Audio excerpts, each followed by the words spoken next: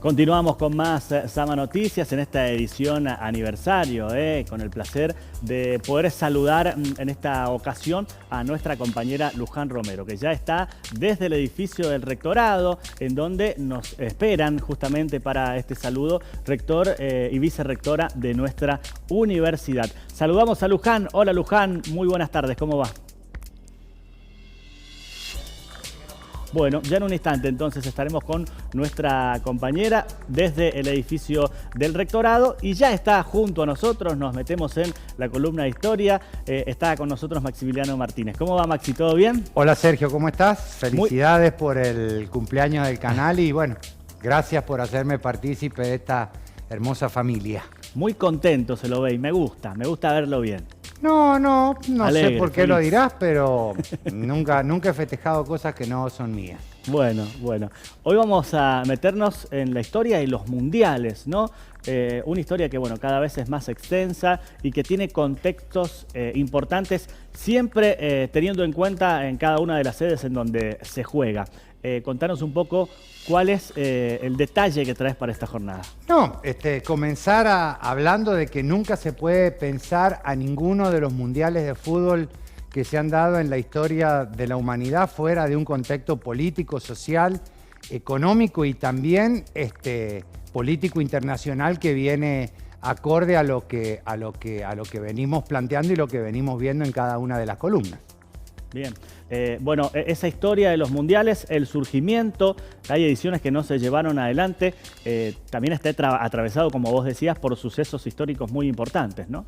Sin lugar a dudas, desde 1930, que se da el primer mundial en la República Oriental del Uruguay, hasta este último que se va a dar en Qatar, uno puede tomar cada uno de los mundiales que se han dado y analizarlo políticamente. Si uno piensa cómo es posible que en 1930 Uruguay sea la sede del primer mundial de fútbol y se sorprenda que hoy Qatar es sede de un mundial de fútbol, es porque evidentemente hay ciertas cuestiones político-institucionales que se desconocen. Pensar en la década del 30 en Uruguay, un país pequeño de no menos de 1 millón de habitantes, organizando una competencia de tamaño gigantesco como un mundial de fútbol, nos lleva a pensar y repensar esta cuestión. Ni hablar de lo que sería el siguiente mundial en 1934 en Italia, atravesado por el fascismo mussoliniano de Italia y luego Francia, la suspensión del mismo durante la Segunda Guerra Mundial y la vuelta justamente en el Brasil del 50, donde se daría quizás el hecho más simbólico de la historia de los mundiales. De ahí Suiza 1954, después Suecia 1958, Chile 1962.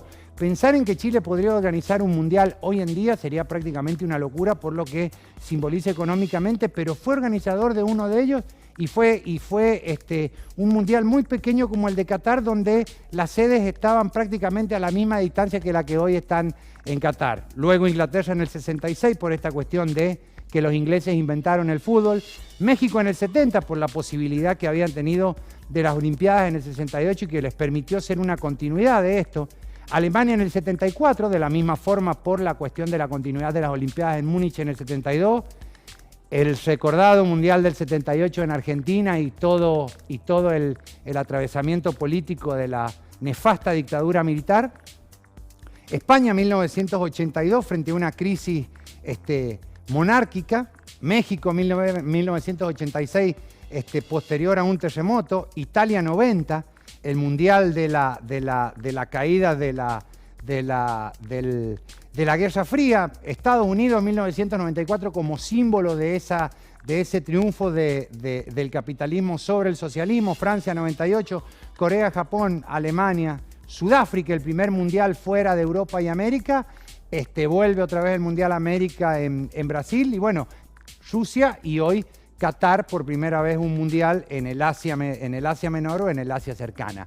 Ha sido una cronología muy rápida que si te fijas cada una puede tener un análisis mucho más profundo si lo vemos desde los equipos, los goleadores, quiénes participamos y tantas cosas más. Seguimos metidos en la columna de Historia y Política Internacional, hablando de la historia de los mundiales. Bueno, Maximiliano, recién planteabas cronológicamente la posibilidad de conocer bueno, cómo se ha llevado a cabo cada uno de los mundiales en cada una de las sedes. Y quiero preguntarte por esa relación directa que hay entre política, economía y fútbol, ¿no? Y los mundiales para nada son ajenos a todo esto, se ve cada vez con mayor claridad.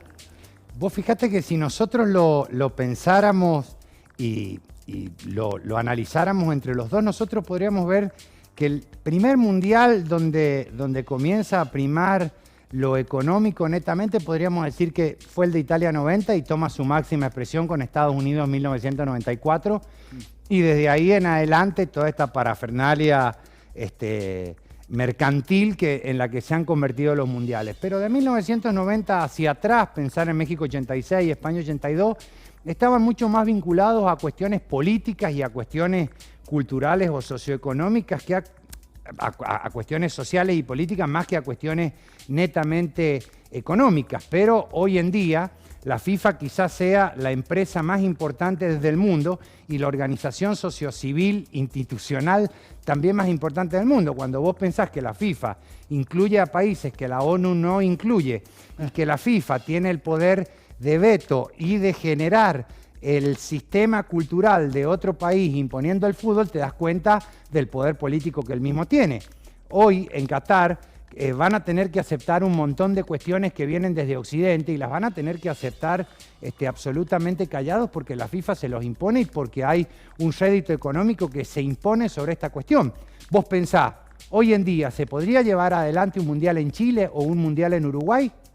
Yo he tenido la posibilidad de conocer varios estadios de América Latina, entre ellos el Centenario de Montevideo. Si yo te preguntara a vos dónde se realizó el primer partido de fútbol, dónde se hizo el primer gol, qué selecciones jugaron y dónde está ese estadio, vos seguramente me dirías que está en algún lugar que está preservado, cuidado, ¿no? Claro. No, hoy en día ese estadio está marcado simbólicamente en uno de los barrios más reconocidos de Montevideo, que es el barrio de Pocitos, y el arco está entrando en una casa, el centro de la cancha está en el medio de la calle y el otro arco está entre la calle y una esquina. Lo único que queda del primer mundial es justamente lo que estamos viendo en imágenes, que es el Estadio Centenario.